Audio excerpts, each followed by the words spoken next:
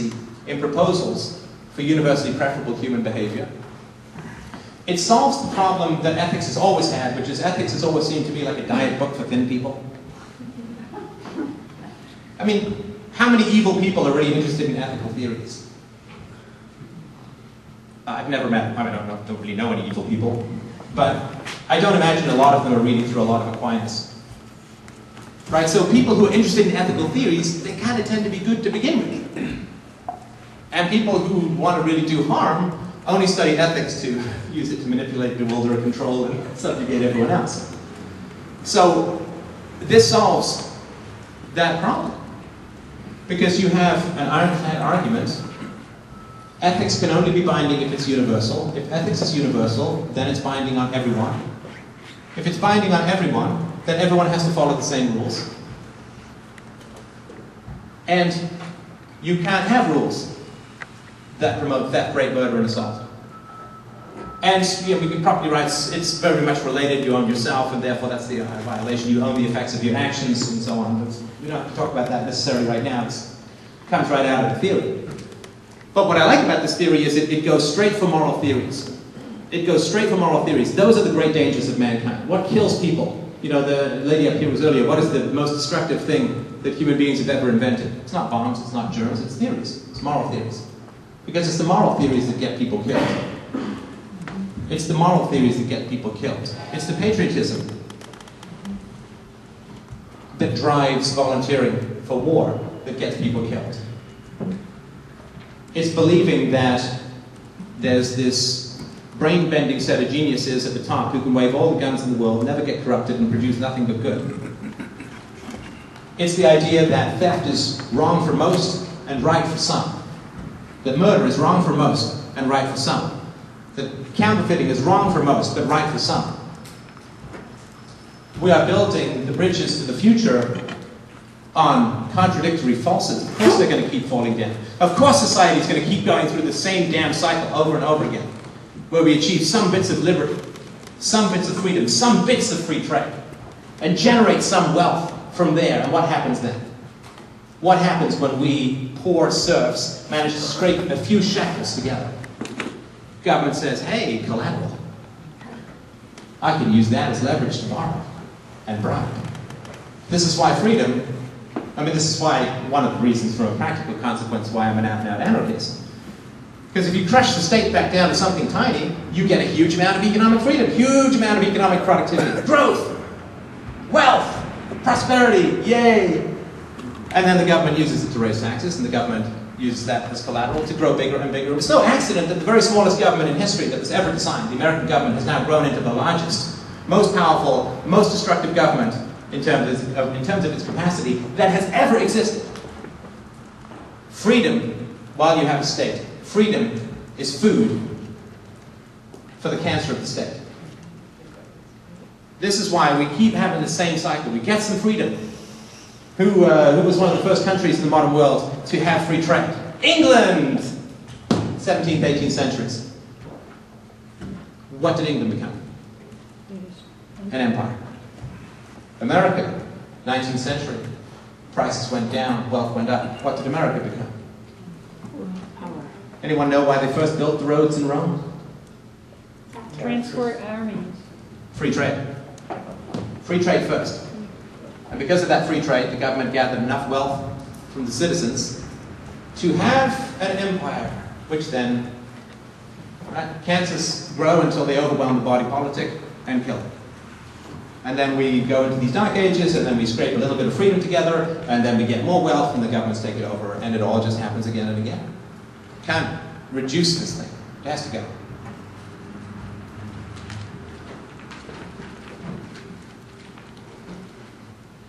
So, when you look back at the history of philosophy, we just talked about this a little bit at lunchtime, look back at the history of philosophy, there's no history of anything that's objective, obviously, right? I mean, the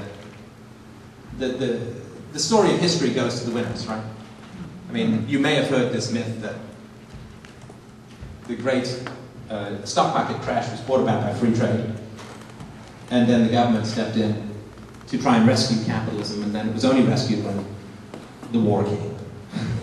You know, this is what people. Or if you heard this one that the recent financial crash was the result of too much freedom, deregulation, right? So history is the future. Whatever you believe about history as a culture is what the future is going to be. If you believe that the financial crash was caused by deregulation, the only solution is going to be regulation. The philosophers that we know of in history are not a random selection of thinkers.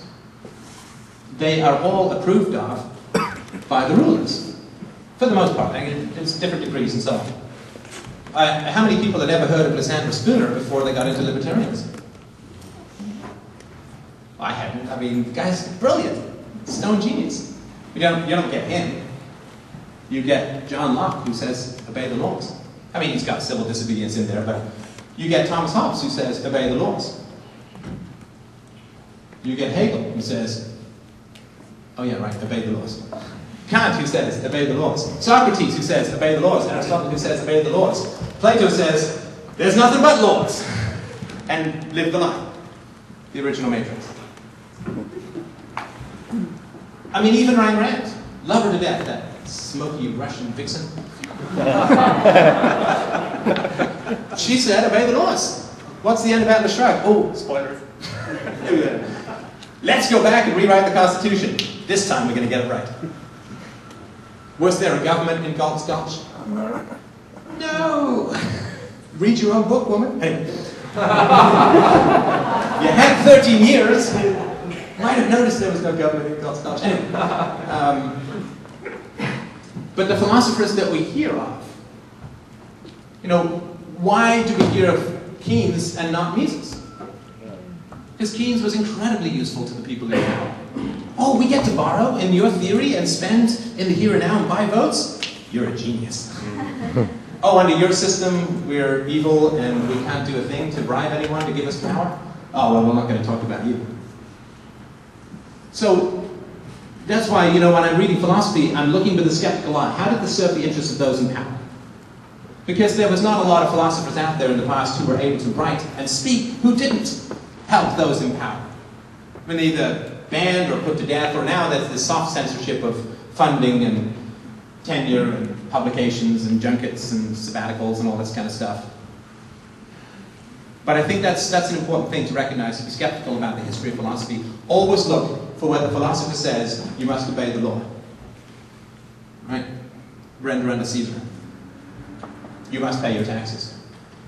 Taxes are the price we pay to live in a civilized society. You know, the same usual trash. All the superstructure, I think, is all just about obey your taxes. And nobody will ever talk, very few people will ever talk about the violence that is required of the users, required of the rulers and forbidden for you. Because that can't be talked about. The moment that's talked about, it's very simple. So these little ethical demonstrations that we have up here, this is why I'm saying I don't think ethics is really that complicated. You can't have a thou shalt steal rule. It doesn't work. It doesn't work conceptually, it doesn't work physically, it doesn't work in terms of economic consequences. You can't have a thou shalt murder rule. It doesn't work. It fails the test of logical consistency. It fails the test of empirical verification. And it didn't take that long. And there were relatively few casualties. A few cells on the neck. But nothing, it doesn't really take that much time to go through it. And that's why I think it can be binding to people as a whole. If it's not that hard to understand, then we can't be bound by it. I mean, one of the fascinating things about being a stay-at-home dad is teaching ethics to my daughter. Daddy's always right. No, you're not. She's got it. But I mean, she's really great. I mean, just give you one example. And to me, if a 2.5-year-old can get it, it's not that hard. So, like all parents, or most parents, I try to keep my word to my daughter. You know, like, I'll take you swimming in the morning, and then the morning comes and it's like hail, and it's like, okay. But, you know, I try not to lie to her or forget things, whatever, right? So, anyway, she was going through this phase around 2.5. She's experimented with lying, which I think is great. I want her to have the ability to lie. You know, she may need that at some point. I think we all do at some point. How many people came through customs? No, nobody lied. I know. But it's a useful skill to have. It's not like I want to know, I don't want her to know how to murder someone. I do want her to know. Anyway, so, you know, trying to explain why lying is bad to a kid is challenged, because I don't want to just say, well, it hurts daddy's feelings, that's not really very objective, and so on. But I did say, do I lie to you? When she was about 2.5. And she did think about it.